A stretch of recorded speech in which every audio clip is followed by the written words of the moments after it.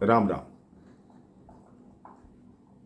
कई शास्त्र कहते हैं, कई ग्रंथ कहते हैं कि स्वर्ग और नरक इसी पृथ्वी पर है। जो जैसा कर्म करता है उसको वैसा ही फल मिलता है। यहां स्वर्ग और नरक दोनों भोग कर व्यक्ति जाता है।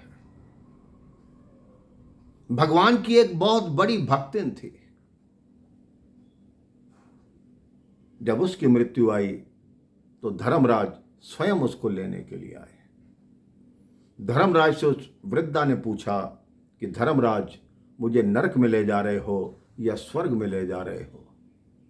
धर्मराज ने कहा, मैं ना आपको स्वर्ग में ले जा रहा हूं, ना नरक में ले जा रहा हूं, आपको सीधा प्रभु के धाम में ले जा रहा हूं, क्योंकि आपने इतनी भक्ति की है कि भगवान ने कहा है इसको सीधा मेरे धाम में लाओ। इसलिए मैंने किसी यमदूत को नहीं भेजा, आपको लेने के लिए मैं स्वयं प्रस्तुत हुआ। उस वृद्धा महिला ने कहा, आप मुझे प्रभु के धाम ले जा रहे हैं, लेकिन मुझे सबसे पहले ये दिखाओ कि नरक में क्या होता है और स्वर्ग में क्या होता है। धर्मराज बोले, ठीक है, आपने इतनी भक्ति की है, आपकी हर आज्ञा मैं मानूंगा। आप पहले क्या देखना चाहती हैं, नरक देखना चाहती हैं या स्वर्ग देखना चाहती? उस वृद्धा महिला ने कहा, पहले मैं नरक देखना चाहती। धर्मराज के साथ उसने नरक में प्रवेश किया। वहां हाहाकार मचा हुआ था, चीख चिल्लाहट थी, लोग एक दूसरे से लड़ रहे थे, एक दूसरे को गाली दे रहे थे। उस वृद्धा ने देखा एक बहुत बड़ा पात्र 100 फुट ऊपर बंधा हुआ है और उसमें एक बड़ा सा चम्मच लटका हुआ है।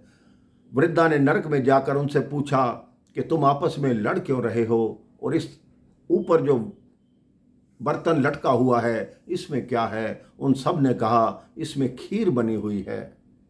हम 4 दिन से हमने कुछ खाया नहीं, हम इस खीर तक पहुंच नहीं पा रहे, इसलिए आपस में लड़ रहे हैं कि इस खीर को कैसे नीचे उतारा जाए ताकि हमारी भूख शांत हो सके।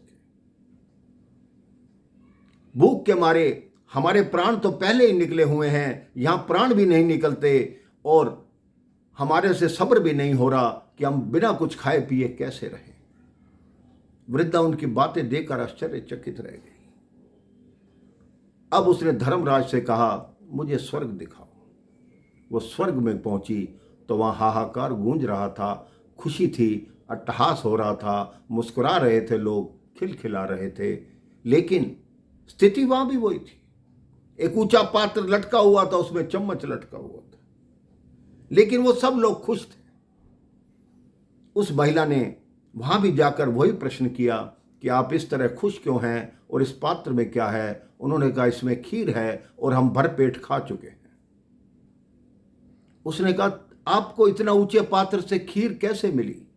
उसने कहा, इसका उत्तर जो हमारे सब में सबसे वृद्ध हैं वो दे सकते हैं। वो महिला उस वृद्ध के पास पहुंची। उसने कहा, आप धरती से आई हैं? उन्होंने कहा, हाँ। आपने दही हांडी का त्योहार देखा होगा, एक के ऊपर एक चढ़ के हांडी फोड़ते हैं। हमने नवयुवकों की टोली बना रखी है, वो यही कार्य करती है। वो एक के ऊपर एक चढ़ के उस पात्र तक पहुंचते हैं, वहां से प्रसाद नीचे भेजते जाते हैं, सब तृप्त हो जाते हैं, तब तो वो नीचे उतरते हैं। अब महिला धर्मराज से बोली, मैं इन दोनों बातों का अंतर नहीं समझी। धर्मराज ने कहा, स्वर्ग और जो नरक होता है वो हमारे भीतर ही होता है।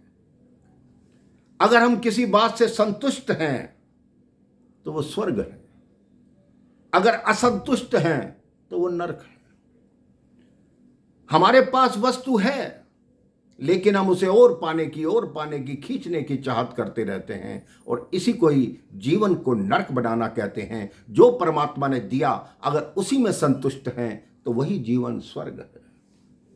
आप भी अपने जीवन को स्वर्ग बनाने की कोशिश कीजिए, क्योंकि परमात्मा का नाम लेंगे तो आपके मन में अपने आप संतुष्टि आएगी। अपने गुरुदेव की जय जय बोलिए, प्रभु की जय जयकार कीजिए और अपने जीवन को सुखी बनाइए।